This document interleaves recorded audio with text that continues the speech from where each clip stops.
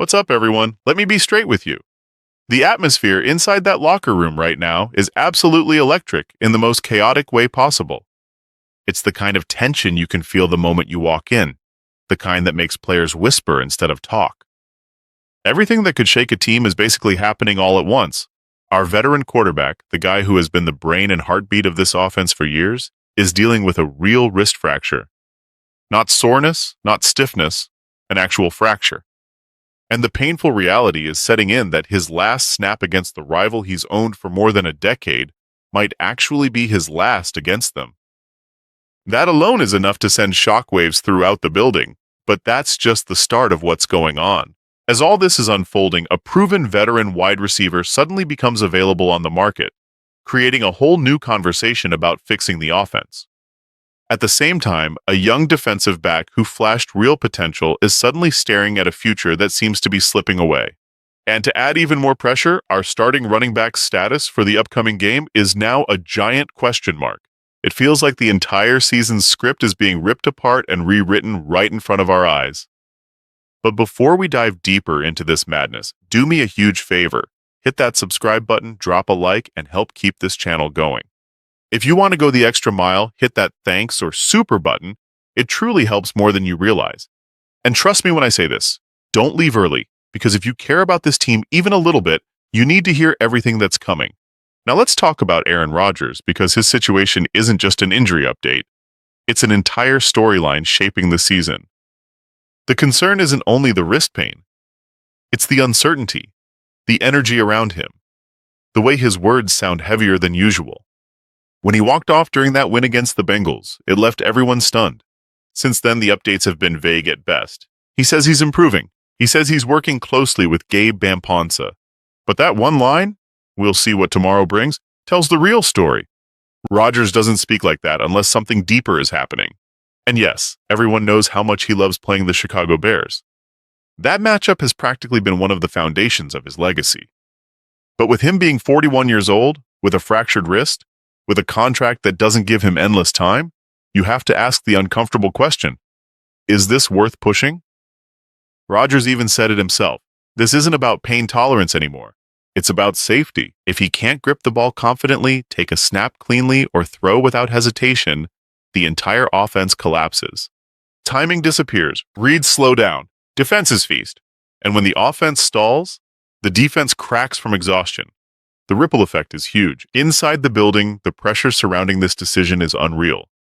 Rodgers and Mike Tomlin are figuring it out together, but everyone knows the weight falls on the coaching staff. You simply do not risk a legend's career just to win one game, no matter how big the rivalry is. As a fan, it hurts to even think about him sitting out, but the smart decision might be exactly that. One game is not worth a season, and definitely not worth risking his entire career. If you were Tomlin, what would you do? Because this decision is genuinely tearing people apart. Now let's move to the passing game, because that situation is getting wild too. The offense has been searching for another reliable weapon for months now. DK Metcalf is getting suffocated by double teams because defenses know our secondary receivers aren't stepping up consistently. Kelvin Austin and Roman Wilson haven't found that steady rhythm. MVS hasn't become the trustworthy target we hoped for. And then suddenly, out of nowhere, Brandin Cooks gets released and hits waivers. That instantly flips the whole conversation. Analyst Vinny Ayers said the Steelers and Bills are the top landing spots, and honestly, he isn't wrong. Pittsburgh needs someone who can open up the field, someone who runs sharp routes and brings real experience. Cooks brings exactly that. He may not have put up crazy numbers with the Saints, but that's because the fit wasn't great. His skill set thrives in offenses built on timing and precision, which is perfect for Rodgers. If defenses keep doubling DK and nobody else can create separation, Rodgers, or even Mason Rudolph if he has to step in, gets stuck forcing tight window throws. That makes the offense predictable, stale, and easy to shut down. But adding Cooks would instantly change the spacing. He would open the middle of the field, punish over-aggressive defenses, and relieve pressure off DK. On top of that, the Steelers have waiver priority over Buffalo, meaning if Pittsburgh wants him, they can get him before their AFC competition even tries. If it were up to me, I'd say grab him immediately. Switching to the defense, the Cory Trice situation is honestly heartbreaking. This was supposed to be his chance to redeem the past two injury-filled seasons. He entered his 21-day window to return from IR, practiced hard, tried to show he was ready, and still didn't get activated. The window closed. That means he's going right back to IR and his season is officially done. Again. 3 years in a row, injuries have shut him down just as he's getting ready to launch. The emotional toll alone is brutal, but the impact on the team is even deeper. Trice showed real potential last year, the kind that made coaches trust him. The team needed fresh legs in the secondary, especially this deep into the season. Losing him forces older players to take more snaps, which leads to fatigue, blown assignments, and even more risk of injuries. Without Trice, the defensive playbook shrinks. Rotation options disappear. In a tight AFC race, small details like this can decide whether you're playing in January or watching from home.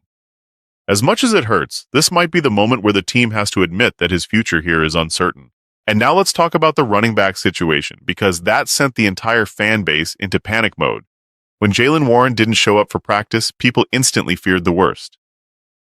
The official report said it was an ankle injury from the Bengals game. That alone worried everyone, because Warren is the engine of this ground game. He sets the tone. He breaks tackles that have no business being broken.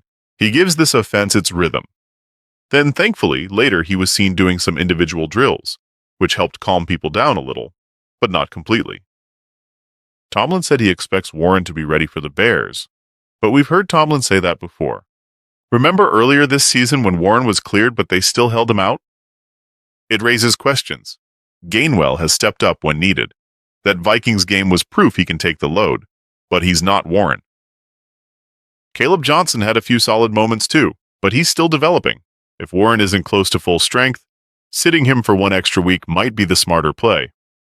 There's no point risking a small ankle issue and turning it into something that sidelines him for the rest of the year. But the coaches also know that without Warren, the offense loses a big part of its identity. So now, when you look at all of this together, Rodgers fighting to return, Cooks available on waivers, Trice out again, and Warren questionable, you can feel just how fragile this moment is for the team. Every decision made in the next few days could make or break the season. It's a crossroads. One wrong move and things fall apart. But if everything comes together the right way, this could be the turning point that defines the rest of the year. Drop your thoughts in the comments, because if you bleed black and gold, you already know how serious this moment is. I'll catch you all in the next one.